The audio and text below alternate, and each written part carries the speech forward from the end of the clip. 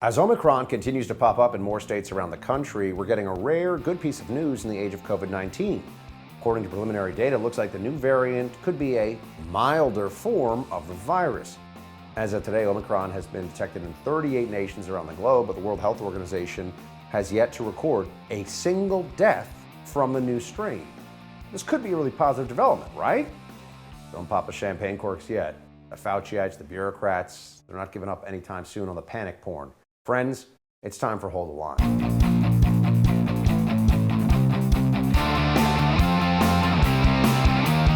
Welcome to Hold the Line. I'm Buck Sexton. Let's turn to the data. Omicron has been found in 19 U.S. states as I speak to you right now. It is clearly going to spread to far more than that.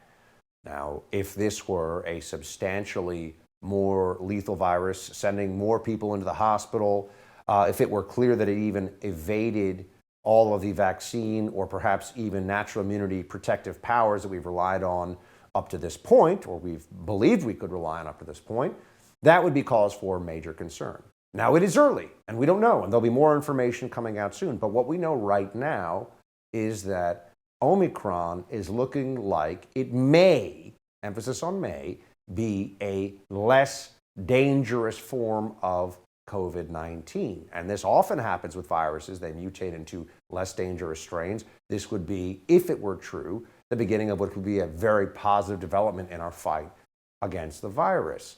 Now, I understand it's not a time for celebration, but it's also not a time for panic. And it's certainly not a time for panic mandates, moves that are determined to push people even further down the line of health policy tyranny. De Blasio, we talked about this yesterday on the show, he is doubling down. He wants even more extreme mandates. He wants to make sure that kids will need a vaccine to go to a restaurant, but not for school. That seems kind of arbitrary, right? Like almost all the things that de Blasio is coming up with here as the mayor of New York City. And remember, he wants it for the whole country. He is actively calling out to other Democrat mayors and other blue states to do this kind of crazy, all in, anything to stop the virus, even if it doesn't work, even if it tramples on civil liberties, whatever. Here he is explaining the policy on kids. You can hear it yourself. Talk to me about the consistency, the intellectual consistency with requiring vaccinations for kids to go into restaurants, but you're not requiring it to go into schools. Yes, I can tell you that for sure. Look, we all would love it when people go to our restaurants or our movie theaters, but those are obviously for fun, for enjoyment. A school is absolutely basic to a child and their development, their future. I don't want to hold against a child if their parent doesn't take the time to get them vaccinated or for some reason hesitates. I don't want that child to miss out on education. Okay, so that's a judgment call, right? Now, keep in mind, he keeps saying this is about science, but this is all about judgment. This is all about what we should be willing to do, what kind of balance we should strike in society. And the Fauci-ites, people like de Blasio, the Democrat Party overall, are just lunatics on this issue. It doesn't even matter anymore that they've been wrong and wrong again, and now they're wrong once more. And it also doesn't seem to matter to them very much that they keep losing in the courts, which is a pretty big indicator there's a big problem here. Just today, it came down that a federal judge has blocked the vaccine mandate for federal contractors. Here's Saki Bomb doing the dance that she does. Does the White House have any reaction to a federal judge in Georgia's decision to block the administration from enforcing the COVID-19 mandate, vaccine mandate for employees or federal contractors? Well, the reason that we proposed these requirements is that we know they work, and we are confident in our ability legally to make these happen across the country. As you know, the federal government, the largest employer in the country, we have successfully implemented these requirements in a way that has not only boosted vaccinations in the federal government with more than 92% of people vaccinated, but also helps avoid disruptions in operations. And our implementation sends a clear message to businesses, including federal contractors, that similar measures will protect their workforce, protect their customers, and protect our community. Huh. So not fazed at all by the fact that federal judges just said they don't have the power to do yet another thing that they have said they are going to do when it comes to vaccine mandates. The Biden administration keeps on being blocked by judges for exceeding their power. That seems like something that you might want to take note of, except they love the tyrannical aspects of this and the control and the overreach. That's not a bug, that's a feature. And then we go back to the severity issue in Omicron for a second. Just to note, even Dr. Fauci says it is almost certainly not more severe than Delta. Okay. Then he says, this is according to AFP, there is some suggestion that it might even be less severe because when you look at some of the cohorts that are being followed in South Africa, the ratio between the number of infections and the number of hospitalizations seems to be less than with Delta. So even he is saying there is some possible positive development here in terms of how dangerous this is. What do the vaccine makers think about all this, by the way? They have quite a large stake in this process, tens of billions of dollars hanging in the balance here. Well, here's Pfizer CEO Albert Bourla saying that a faster spreading yet milder disease would not be a positive development. Interesting. But he says, don't worry, the vaccines will control the spread, which has not been true up to this point. But, you know, who's paying attention, I guess? Watch. The idea that it would be spread faster, but be potentially even milder, that is being heralded as a possibly a good thing, that we could end up with higher immunity, natural immunity. Does that make sense? No, I don't think it is good news. That's why we have the expert. Yeah, I don't think it's good news to have something that spreads fast. Spreads fast means that will be in billions of people. Another mutation may come. You don't want that. But doesn't mean that we don't have, let's say, the means to control it right now, and we need to wait to see how things are evolved. Another mutation may come, it spreads fast. Interesting. So then are we trying to get to COVID-0? Or what are we doing here exactly? Are we just getting shots forever and hoping that the big pharma companies can keep up with all the shots we're going to be getting for a virus that has a 99.7% chance of survival for those who get it? Yeah. You want to know how crazy this can get? Here's the Prime Minister of New Zealand just straight up telling everybody this vaccination program is forever. Mind, so long as there's people who are eligible who haven't been vaccinated, we've got work to do. You know, I don't think I'll ever be satisfied so long as there's someone who is eligible and hasn't been. And that's why I've said this, there's not going to be an endpoint to this vaccination program. Once we're rolling out boosters now, so we've got another, wave of people that we need to make sure that we're protecting again. So those who were vaccinated 6 months ago, we really need them to come back, or we need to go to them. Got to get the shot again. People, they're never going to stop. President Biden met with Russian President Vladimir Putin today via video chat as tensions rise over the Russia-Ukraine issue. Can a conflict be avoided, or are the two nations actually headed for war? We'll discuss with former Deputy National Security Advisor to Vice President Dick Cheney, Stephen Yates, when we come back. Right now, let's talk about securing your personal data. Big tech is taking advantage of us, mining our data, selling it. Guess what? We don't benefit from it. Look, if you think your emails, texts, etc. are private, you're wrong. That's where Secure comes in. Secure's email platform is totally private. It's Swiss-hosted. They use their own servers in Switzerland and have no ties to American big tech companies. With Secure, there's no data mining whatsoever. It's completely private. What makes Secure different from every other email and messaging provider out there is that it's the best email platform in the world when it comes to security and privacy. Totally unmatched. Look, use my discount code BUCK. Secure will cost you only $7.50 a month for full access. That's nothing. Go to secure.com today and create your secure email address and account. Use promo code BUCK for 25% off for a whole year. That's SEKUR.com. SEKUR.com, promo code BUCK. We'll be right back with more. Hold the line.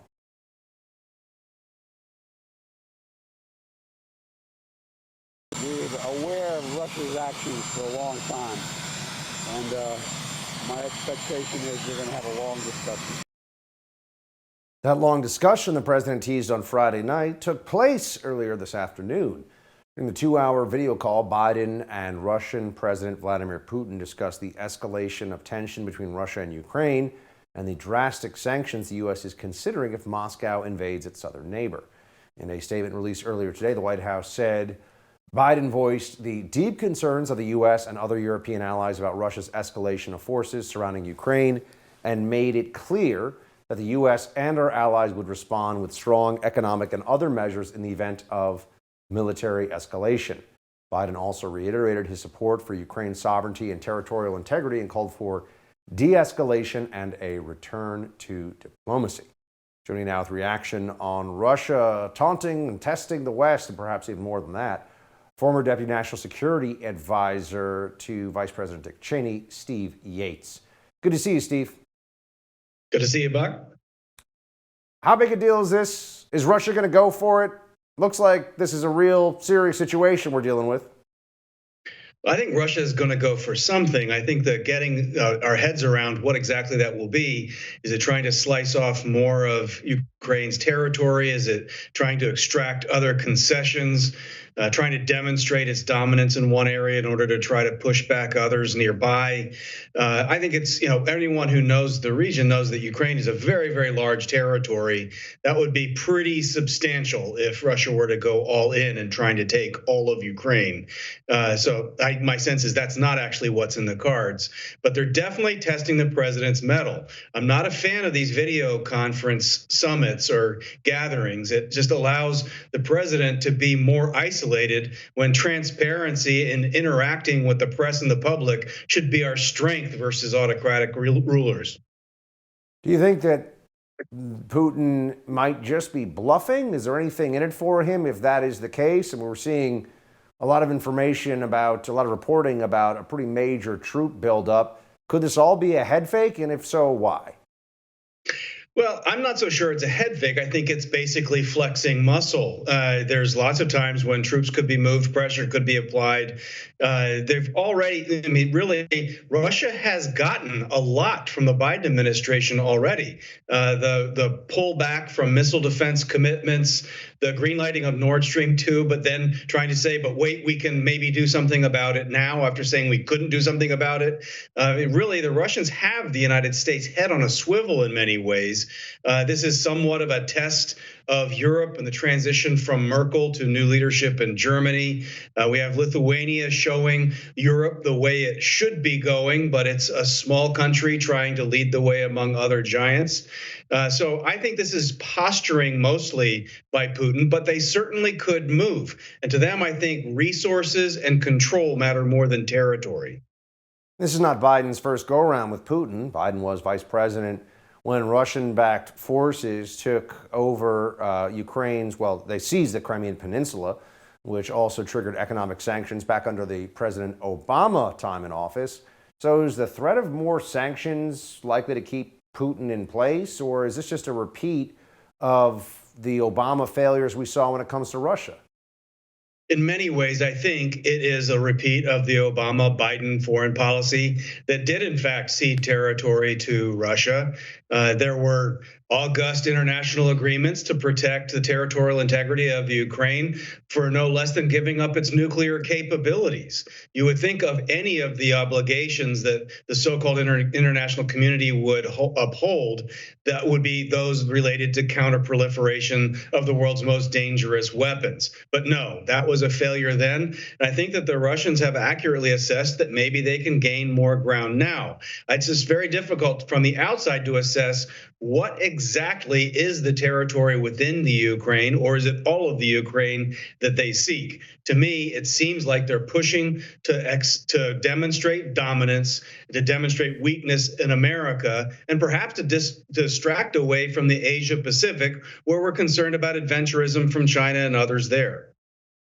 Stephen, we have some sense, I would assume, of how effectively the Ukrainian armed forces would be able to, even if it is, let's say, an incursion, a limited incursion meant to seize a portion of territory. Do the Ukrainians have it in them to make this too costly for Russia to want to make the move, or is Russia likely to just steamroll them? Well, we're way behind the eight ball, so to speak, in trying to help them be able to help themselves. They certainly have capability, and they have demonstrated in the past a will to fight.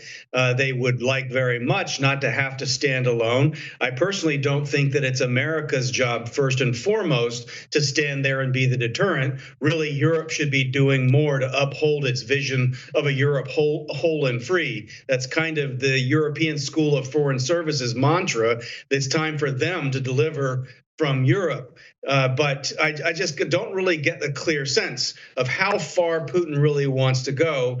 The Ukrainians alone are at a profound disadvantage, but we could do a lot to bolster their capability. So could their neighbors. On that point about the U.S. role in this, both the White House and the Pentagon were asked questions yesterday about the possibility of U.S. troops being deployed in Ukraine. Here was what they said.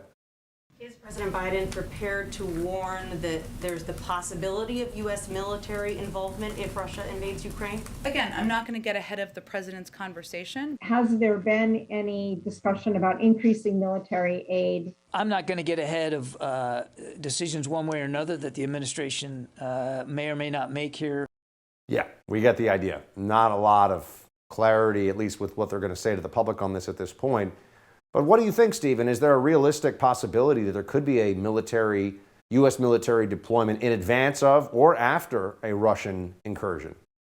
Well, it's pretty late in the game at this point. I mean, I remember being in the crosshairs of a lot of international and domestic press in 2016 when there was a debate about providing assistance to the Ukraine to deter Russia. A lot of people got in high church about the Republican Party giving the nominee, who would become President Trump, some flexibility in trying to figure out the mixture of those kinds of elements of assistance. But you would think that all of the never-Trumpers and all the Democrats would have been spending the last several years training, equipping, arming, and pulling allies to the side of the Ukrainians so we wouldn't be in this position now. If we get dragged in now, it's from a position of weakness, playing catch up. And I don't like the United States being used in that way. And I think that the public in the United States would be pretty much against that too. Steve, thanks for being with us. Good to see you. My pleasure. Take care. Kamala Harris just can't seem to catch a break. The vice president is taking a pounding in the press for creating a toxic work environment after several high-profile staffers abruptly revealed they were leaving their posts. They were not happy. We'll have more on that with the First TV's Morgan Zeggers when we return. Right now, I want to talk to you about my friends at My Digital Money. The crypto market is really hot right now. It seems like everyone wants to get in on the action. There's so many currencies to choose from, whether it's Bitcoin, Ethereum, or any of the dozens of digital tokens out there these days. It's not easy to get started.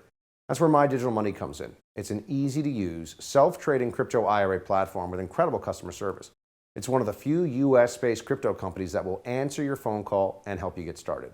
And because your comfort and security is their absolute top priority, they offer an unparalleled military-grade security for your coins, trigger orders to help you secure opportunities for gains or limit losses without having to watch your account 24/7, and a play money account so you can test the market without risking your money.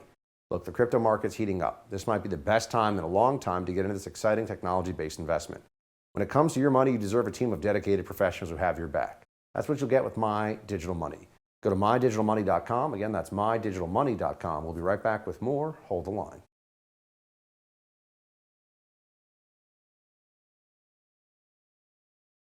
The deep-seated dysfunction in Vice President Kamala Harris's office and the exodus of top staffers seems entirely predictable, and it's happening. Back in 2020, Kamala's campaign unraveled in an ugly war between rival staffers, each side publicly blaming the other for Harris's failure to connect with voters. Biden eventually revived her by tapping her as VP, and yet once again, we're seeing staffers drop like flies while leaking negative information to the press on their way out the door. Contributor here at the First TV, Morgan Zeggers, joined me now to share her perspective on the White House drama. Morgan, thanks for being here. Thanks for having me, Buck. So this is always a fun topic, just because it shouldn't be surprising to anybody, but I do think Democrats are going through something of a not-so-quiet panic these days about, oh my gosh, if the plan was to have Kamala just take over for Joe, that might not work so well for a myriad of reasons, but here's one of them. It's a new report out in the New York Post that brands Kamala as the common denominator behind a recent exodus of high-level staffers. and this is the great line. They say Harris's allegedly soul-destroying management style was revealed by staffers just days after spokesperson and longtime aide Simone Sanders announced her departure. What do you make of it, Morgan? I have a few thoughts on this. Well, the first thing that kind of came to mind was, don't do the crime if you can't do the time. And the crime, on behalf of all the Dem operatives and the Dem strategists and the rest of them over there, is that they played woke politics. They made President Biden announce that he was going to choose a black woman or a woman of color to be vice president. And that really narrows the field. I don't know about you, but as a woman, I would be pretty offended if if the entire nation was told by my future boss that he was only electing me because of my race and gender. I'd be a little offended by that. But their crime was the fact that they ignored the will of the American people, who clearly did not like her. I mean, she sucked in the primary, and they made her vice president. And so now they have somebody who is called, quote, soul destroying as a boss and is incredibly negatively viewed in the media and by the population right now. I think she has a lower approval rate than Joe Biden himself. So honestly, they've got to do the time now for the crime. Former Harris aide Gil Duran said that Harris's destructive patterns were behind the recent turmoil and the exit of Simone Sanders and communications director Ashley Etienne. One former staffer claimed the vice president fails to read briefing materials and then lashes out at staff when she is unprepared. It's a little frustrating to hear that that's what the vice president is up to. I feel like if you're in that position, you should want to be fully aware of everything. You should be reading everything and properly representing the American people in everything that you're doing. But again, I'm not surprised because she's just a senator from California who did terribly in the presidency. I think she only honestly, Buck, I think that most people just join the primary for president these days so that they can get more followers, they can build their national rapport with the American people, and then build their career in the future. I think most of them know that they're not going to be in office. And what happened to Kamala is I think she did it for her own personal benefit, not thinking that she'd actually win. And what do you know? Now she's VP. And I don't know if you've seen the show Veep, but it's very similar. And I think it's because she didn't ever see herself in this terrible position. She's not happy, and she's not going to perform her best when she's representing the American people because of it. So it's really a shame for everybody. Jen Psaki has the unenviable task of trying to defend Harris's work environment, the people around her. Here's how she responded when asked recently. Did anybody ask the deputy director to put out a positive tweet today, or was that all him? I'm not aware of any asks for a positive tweet or a specific tweet. I would point you to the vice president's office, but I work with a number of people in the vice president's office who certainly are looking forward to continuing their jobs. Just to be clear, I have that tweet in front of me from someone in Kamala's office that's got a lot. This was a lot of fun. He tweeted out, "Hi, my name is David Gins. I work for Vice President Harris on behalf of the American people as Deputy Director for Operations, and I absolutely love my job. Just thought some of you should know. Thanks, my man." Okay, it sounds like a hostage situation, but that's really what it is. I mean, this is bureaucracy at its finest, where now the little people are suffering because of the leadership's decisions. Honestly, when I look at Jen Psaki, when I look at this man that posted this picture with the creepy message about how he loves his job, working for a soul destroyer, I see it, and I don't understand how they can continue to work for someone like this. I mean, every serious issue from Afghanistan to the mandates to now this, a soul-destroying vice president, Jen Psaki's asked about it, and we can't trust her to provide a serious answer, so I don't know what the White House press pool is even doing these days. You don't get any honest answers from her, so how can they even do their job, really? It's disappointing to me, and I don't know how, when you're supposed to be serving the American people, how someone like Jen Psaki can continue to stay in her position. I feel like I would have tapped out by now and said, this just doesn't align with my values anymore, to come up and lie to the people every single day. Also wanted to get your take, switching gears in terms of stories here for a second, Morgan. I know you were a competitive athlete previously, and there's a lot of focus right now on Leah Thomas, a 22-year-old transgender swimmer at the Ivy League school, University of Pennsylvania, who before her gender transition competed for 3 years at Penn as a man named Will Thomas. Leah Thomas now blew away her competition Friday in the 500-yard freestyle preliminaries, and the swimmer continued smashing records on Saturday. She had a 7-second victory over the nearest competitor in the 200-yard freestyle, which is massive as I understand it. And she's basically, or this individual, this transgender female, the pronoun thing, is destroying all the women that this person swims against. This is not a surprise. I'm not surprised. I mean, it's disgusting to hear about, but the fact that it's so normalized, I think, really says a lot. I know growing up in sports, you learn so many lessons. And I really hope that when I have kids one day, my kids play sports, not because I'm going to be one of those parents that's like, you must win the gold medal every time. You must be a college star and then move on to the professional leagues. But instead, it's because you learn a lot of serious life lessons, like working so hard every day, every week, hurting your body and then pushing through it physically. But then to get to game day and then you lose sometimes, or you tie and you just want to win so bad, but it doesn't come. Or maybe you get hurt after working so hard and you have to sit on the bench and watch your team and you just want to be there with them. There's so many valuable lessons. And when you think about this, though, I think a lot of the athletes are going to learn a different lesson because they're working so hard. They've dedicated their whole lives to it practically. And honestly, this is also really big for scholarships and for the future of their career because a lot of these sports allow a professional career to come out of it. And now these students are learning, wait, woke politics can lead to my career potentially being cut at the knees because now they're allowing for this to happen and our government officials are not protecting us when that's really what the right thing to do is here. So I think it's going to be a big lesson. Same thing with the way COVID-19 was a lesson for them on force versus choice. We're now living for the first time in a society where you can be forced to do something in America by the government. We've never experienced that before as a generation. And now with sports as well, we're going to experience that element of having an unfair standard set where we are not put in a righteous position and the government is allowing it to happen. Well said, as always. Morgan, thanks for being here. Thanks, Buck. China is promising reprisals after the U.S. announced a diplomatic boycott of the 2022 Beijing Olympics. We'll have more on that with Gordon Chang coming up. You have homeowners insurance for a good reason. Without it, fire, flood, burglary could ruin you financially. But there's another crime your homeowner's policy doesn't cover: home title fraud. The FBI says it's growing very fast. Here's how it works.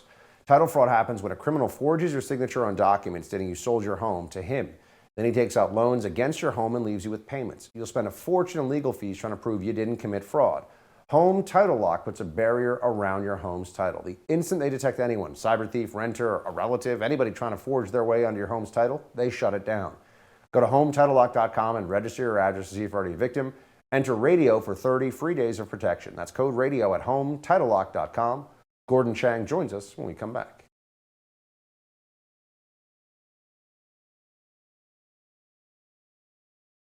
On Monday, the Biden administration announced a diplomatic boycott of the Beijing Winter Olympics. Press Secretary Jen Psaki says the United States will not attend events such as the opening or closing ceremonies due to China's human rights abuses and atrocities. Take a look. As the president has told President Xi, standing up for human rights is in the DNA of Americans. We have a fundamental commitment to promoting human rights, and we feel strongly in our position, and we will continue to take actions to advance human rights in China and beyond. So how will China retaliate? Gordon Chang, author of The Great U.S.-China Tech War and the Coming Collapse of China, joins me now. You can also follow him on Twitter at Gordon G. Chang. Gordon, thanks for being with us. Just bring us up to speed as to what's going on right now with the Biden administration, the Olympics. What does it all mean? China is going through a full court press on propaganda, and it's quite vicious on this, saying that, well, we're not invited. Why are we talking about this? But China is really concerned. Now, they say that they're going to impose firm countermeasures. And in the past, China has threatened these and not carried through. This time, I think they actually will for various reasons. But because China's in a fragile position right now, especially the debt crisis, I think that whatever measures Beijing imposes on us are going to be pretty mild in comparison to what people think. Gordon, the Biden administration, are they taking the right moves here? Is this the right step? Should there be more? Should there be less? This is a good first step, but they've got many more steps they need to take. When Jen Psaki announced this diplomatic boycott, she actually talked about China committing genocide and crimes against humanity. And we know that what the Chinese are now doing is comparable to what the Third Reich did before the start of the Second World War, and is indeed comparable to what they did before the mass exterminations of 1941. So a diplomatic boycott, although it is a good move, is certainly insufficient. And we should be going to the International Olympic Committee, getting them to move the games. We should be imposing Magnitsky sanctions on Chinese leaders. We should be cutting off trade. We should be doing a lot of things. because what China is doing is horrific. It's an attack on civilization. Senior editor of the Global Times sent out a tweet in response to our country and the Olympic Games. This is what Hu Xijin said. With the premise that Washington was not invited to the Winter Olympics, it has made a big deal announcing it will not send a government delegation to the Games. They are so arrogant that one day they could ask for an appearance fee to go to the public restrooms in foreign cities. So, Gordon, if Washington was never invited, why is China threatening countermeasures? What's the big deal? Because it is, of course, customary that foreign leaders from around the world attend the Olympics. The Chinese know that. And they really are concerned because they have no answer to this. This is sort of like Peng Shui, where they disappear her, and yet they can't talk about it in China because they know that they would be raising issues that go to their own legitimacy. So they can't talk about Biden not being invited.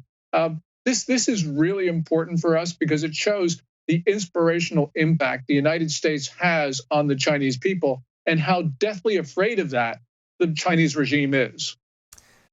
Do you think that there is a change in major corporate and Western and global government sentiment right now, Gordon, with regard to holding things like the Olympics in China? Are we at a tipping point, or are things actually changing in a meaningful way when it comes to perception about should Beijing be a place where anyone's going to the Olympics? I think that we have reached a tipping point, Buck, though there's a lot more to go. The Women's Tennis Association did something very brave. They pulled their events from China, but the Men's Tennis Association did not, and the governing body of tennis worldwide did not. And the IOC, International Olympic Committee, has no thought of moving the games, at least now. But there is momentum building. And I think that China actually is worried that the IOC will be forced to move or postpone the games, which is the reason why they had Peng, the tennis star, actually call up the IOC twice. Because Beijing really right now is, I think, frightened about what could happen. China's always been obscuring information about its economy, Gordon, as we know. But right now, their financial stability seems to be really on the edge. Reporting here by the New York Times, a corporate collapse may happen soon, but it will be in China, where the Communist Party keeps a firm grip on money, corporate boardrooms, and media in the broader society. The financial world is watching the struggles of China Evergrande Group, one of the largest property developers on earth and certainly the most indebted. Chinese officials believe they have the situation under control. Of course, that's what they're saying. Gordon, can you tell everybody how big a deal is this, and how big a problem is it if this Chinese development group collapses?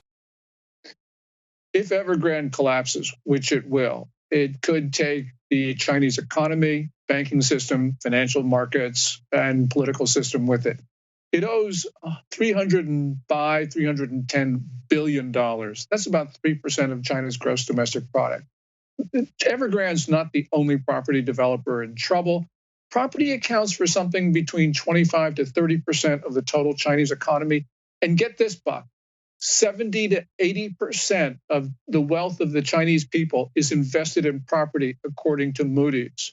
So this has a potential for taking down China. And Evergrande just yesterday missed a grace period on an $83.5 million coupon payment.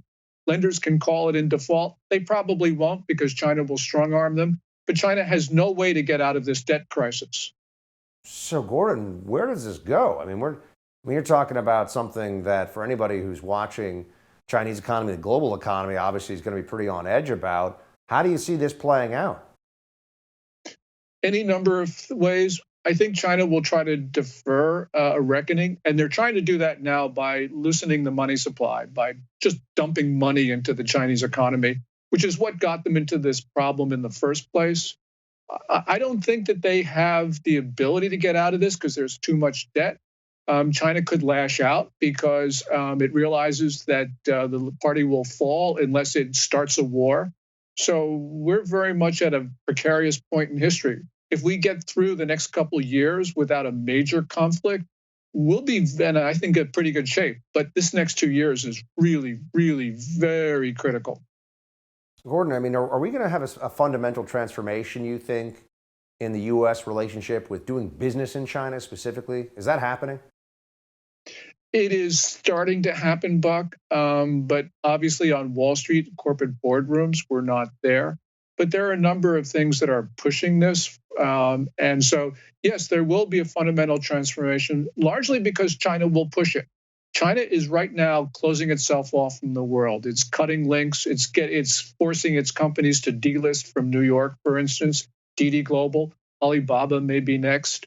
So China is driving this. And at the same time, the American people understand, our political leaders don't, but the American people understand the fundamental nature of China's challenge because they keep on calling us an enemy. And we've got a president who says, oh, they're just merely a competitor. This is, for us, we're a much stronger society than China, but we could lose our country because we have a political class, Republicans, Democrats, liberals, and conservatives, who are not defending us. Gordon, always appreciate your expertise. Good to see you. Thank you, Buck. The View does it again. This time, the left-leaning ladies at the table blame the new Omicron variant on, get ready for it, the unvaccinated. Are you shocked? I'm not. We'll get into that coming up in quick hits. First, I want to tell you one more time about my friends at My Digital Money. A lot of people want to get into crypto these days, Bitcoin, Ethereum, so many digital tokens out there. That's where My Digital Money comes in. It's an easy-to-use, self-trading crypto IRA platform with amazing customer service. It's one of the few US-based crypto companies that will answer your phone call and help you get started.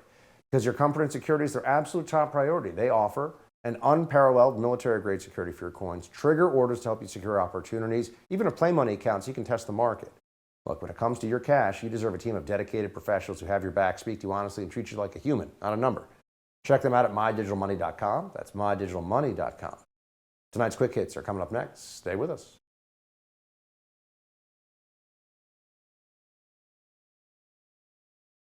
Kyle Rittenhouse throws some shade in LeBron James's direction, and Joe Rogan destroys the leftist city of Seattle, calling it a third world country ready to implode. Not wrong.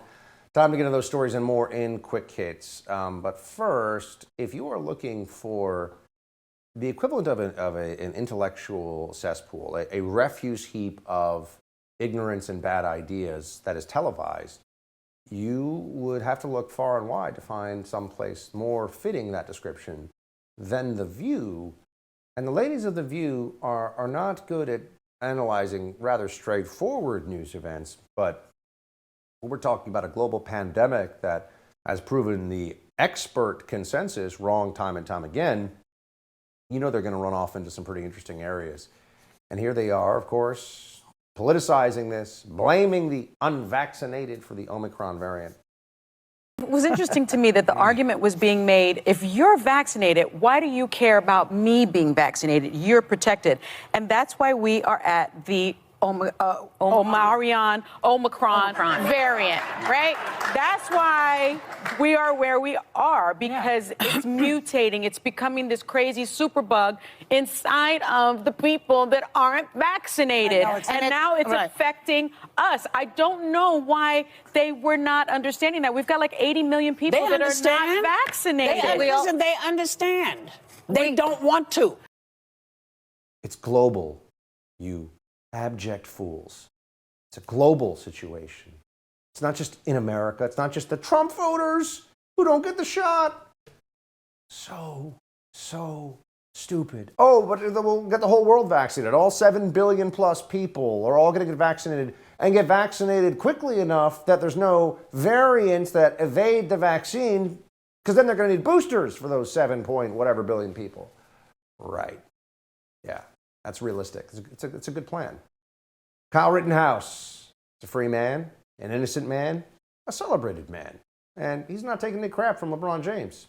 Here's what he says. No, LeBron said you're eating lemon drops, and then he got he got the flu.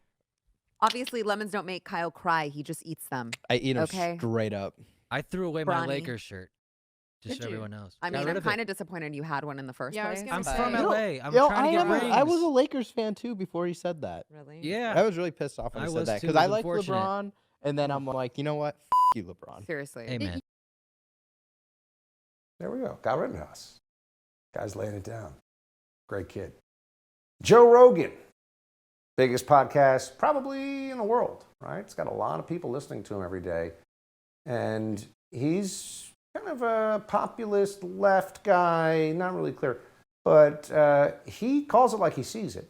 You know, he's politically heterodox, you could say. He calls it like he sees it. In Seattle, he says, is, well, you got to hear Joe Rogan say it. Seattle is a war zone. Yeah. It is so wild there now. It's literally like a third world country about to implode. Oh. I used to go there years ago, and it was gorgeous. You'd see like a few homeless people every now and then, but it was like all tech money. And you've got literal like militants controlling the streets like warlords. What is happening to Seattle? And Portland's even worse. It's like something about, you got to get sunlight, kids. Yeah. Something about that Pacific Northwest. It's called Democrats. That's actually what's happened. Biden voters in charge, lots of them, and the most extreme Biden voters all gathering together in one place, and they're crazy.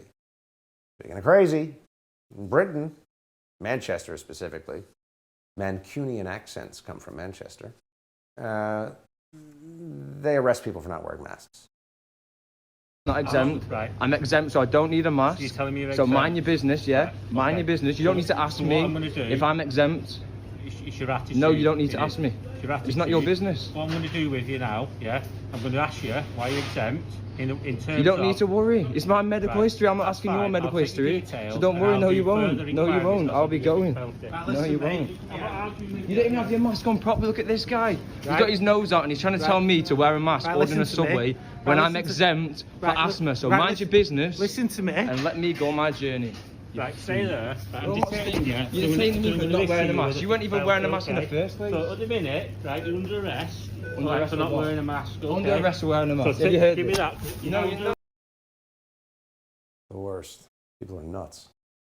The cops, in this case, unfortunately. That's it for tonight's Hold the Line. The No Spin News with Bill O'Reilly is next. Shields high.